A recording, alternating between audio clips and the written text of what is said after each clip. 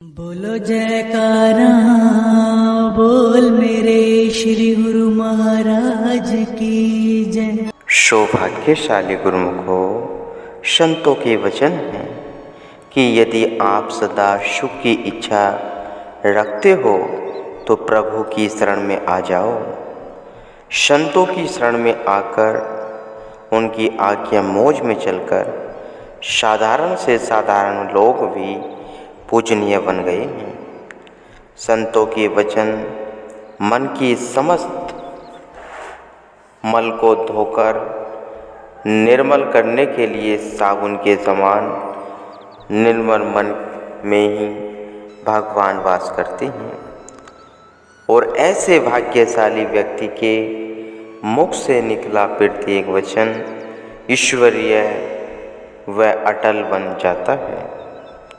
एक बार का किस्सा है कि बाबा फरीद साहिब जी कहीं जा रहे थे तो कोई व्यक्ति फरीद साहिब जी को सामने देखकर ईर्ष्यावश उल्टा सीधा कहने लगा। बाबा फरीद साहिब जी ने विचार किया कि इसके मन में श्रद्धा लेश मात्र भी नहीं, इसलिए इस पर वचनों का भी कोई प्रभाव नहीं पड़ेगा। उन्होंने एक पत्थर लेकर उस पर एक कलमा पढ़कर फेंका तो वह सोना बन गया। यह देखकर उस व्यक्ति ने भी एक पत्थर लेकर कलमा पढ़ा, परंतु वह पत्थर जो का तो ही रह गया। तब उस व्यक्ति ने बाबा फरीद साहिब से पूछा कि मेरे द्वारा कलमा पढ़े जाने पर वह पत्थर सोना क्यों नहीं बना। बाबा फरीद साहिब जी ने कहा कि कलमा तो जुआ से पढ़ा गया है। जो नेक नियत पर चलता है, प्रभु को सदैव अंग संग समझता है, उसकी जुआ में वह सामर्थ्य आ जाती है जो पत्थर को कंचन में परिवर्तित कर देती है। सतगुरु का हुक्म माने बिना जीव को मैं नहीं मिटेगी, जीव की मैं नहीं मिटेगी। यदि मैं नहीं मिटी तो सत्पुरुषों द्वारा दिया हुआ नाम अंतर हृदय में कैसे टिकेगा। है हो में नावे नाले विरोधु, दुही न बसे एक ठाई। मैं मेरी और अहंकार का प्रभु नाम से वैर है।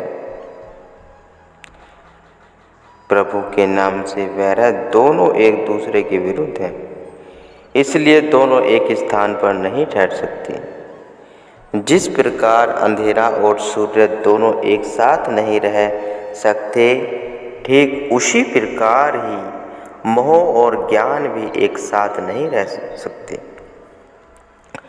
धोबी जितने कपड़े गिनकर लेता है उतने ही वापस कर देता है। अंतर केवल यही है कि वह मैले कुचैले कपड़ों को साफ करके वापस करता है। इसी प्रकार संत सद्गुरु भी शिष्य का मन लेकर उसे वापस कर देते हैं।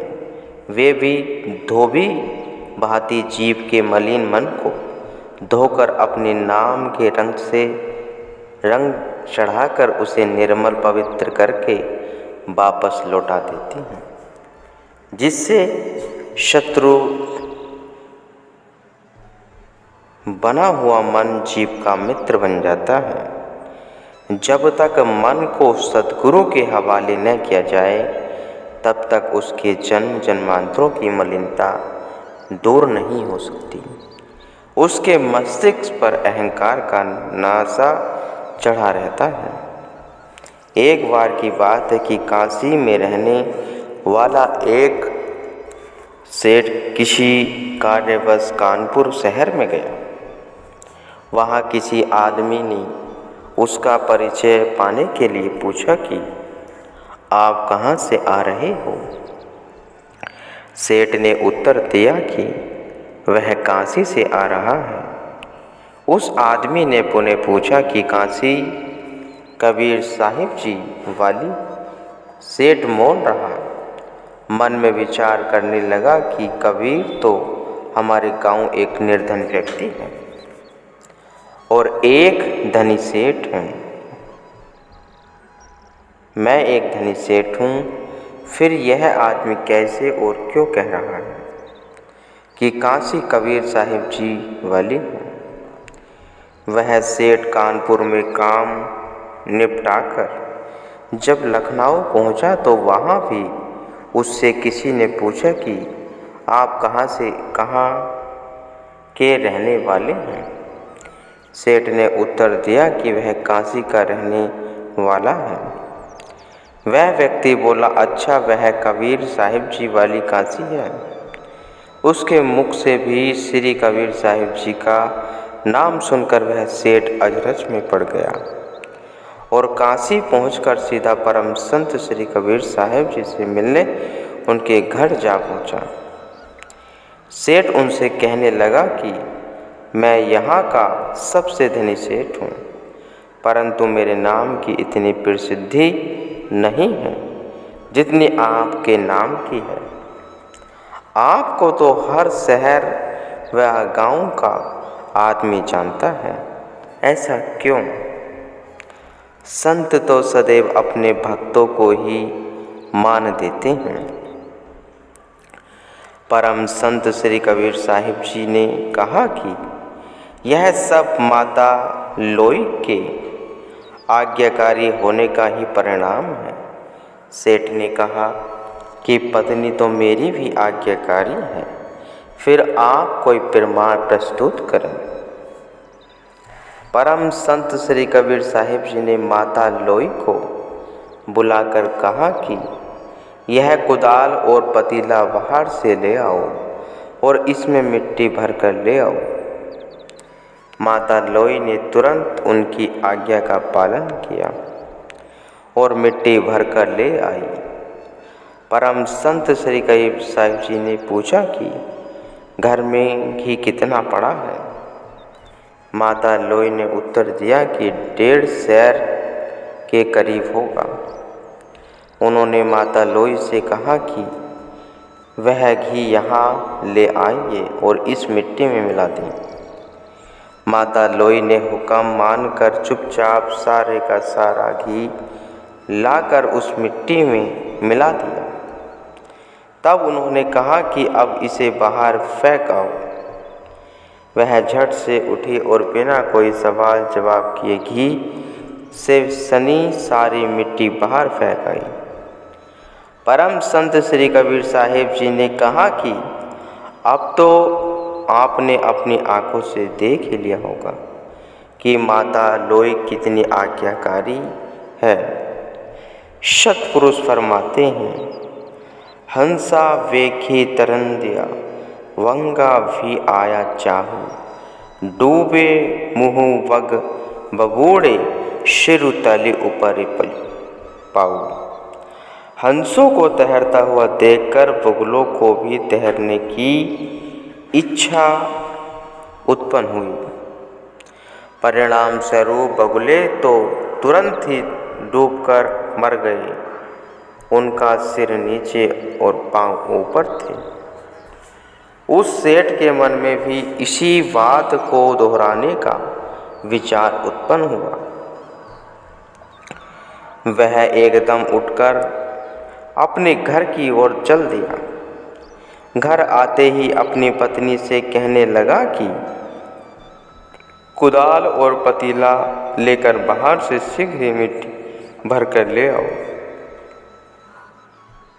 सेठानी शक पका कर बोली कि आप सब सकुशल तो हैं। बाहर से आकर किसी का हाल भी नहीं पूछा और पता नहीं ये उल्टी सीधी बातें क्यों करने लगे हो। सेठ बोला कि बिना कोई सवाल जवाब किए यह पतीला मिट्टी का भर लाओ, वरना काशी हाथों से चली जाएगी। सेठानी ने कहा कि मुझे तो आपकी कोई भी बात समझ नहीं आ रही है। सेठ तुरंत ही बोला कि अपनी समझ को एक तरफ रखकर केवल मेरा कहना मानो, मेरी काशी न गवाओ। हक्की बक्की जी सेठ रानी कुदाल लेकर बाहर से पतीले में मिट्टी भर कर ले आई। फिर सेठ ने कहा कि घर में जितना भी घी पड़ा है वह सब तुरंत इस मिट्टी में मिला दो। यह सुनकर सेठानी को निश्चय हो गया कि सेठ अवश्य ही होश में ही नहीं है। फिर भी अपने आप को संभाल कर बोली कि आपको कुछ हो तो न गया? यह पागलों वाली कैसी बातें कर रहे हो? घर से गए तो अच्छे भले थे, लेकिन यह अचानक न जाने क्या हो गया है। सेठ अपनी पत्नी को सब बातें अनसुनी करके तनक आवेश में बोला कि तुम घी को मिट्टी में मिलाओ, कुछ देर पश्चात तुम्हें सब कुछ स्वतः ही पता चल जाएगा। सेठानी ने अनमने मन से घी मिट्टी में मिलाया था कि सेठ ने उसे सब कुछ बाहर फेंक आने का आदेश दे दिया। अब तो सेठानी ने धैर्य ने जवाब दे दिया कि उसने सेठ को उसी कमरे में बंद करके बाहर आकर ज़ोर ज़ोर से चिल्लाना शुरू कर दिया। उसकी चिल्लाहट सुनकर बहुत से अड़ोसी पड़ोसी एकत्र हो गए और उसके इस प्रकार रोने धोने का कारण पूछने लगे। सेठानी ने भयभीत स्वर में कहा कि मुझे ऐसा प्रतीत होता है कि सेठ जी में किसी भूत का वास हो गया है। सेठानी से सारी आप विधि सुनकर लोगों को भी यह निश्चय हो गया कि यकीनन सेठ में किसी आत्मा ने निवास कर लिया। उन्होंने सेठ को 3 दिन तक अंदर भूखा ही बंद रखा। सेठ अपनी करनी पर बहुत पछताया और रहकर परम संत श्री कबीर साहब जी को याद करने लगा। 3 दिन व्यतीत हो जाने पर किसी व्यक्ति ने आकर सलाह दी कि आप परम संत श्री कबीर साहिब जी को बुलाकर दरवाज़ा खुलवाओ। वे समस्त शक्तियों के धनी हैं, इसलिए कोई भी भूत प्रेत उनका कुछ नहीं बिगाड़ सकता। वे सेठ को पूर्णतः स्वस्थ कर देंगे। उसकी बात सबके दिल को भा गई और वे विनती करके परम संत श्री कबीर साहिब जी को सेठ के घर ले आई।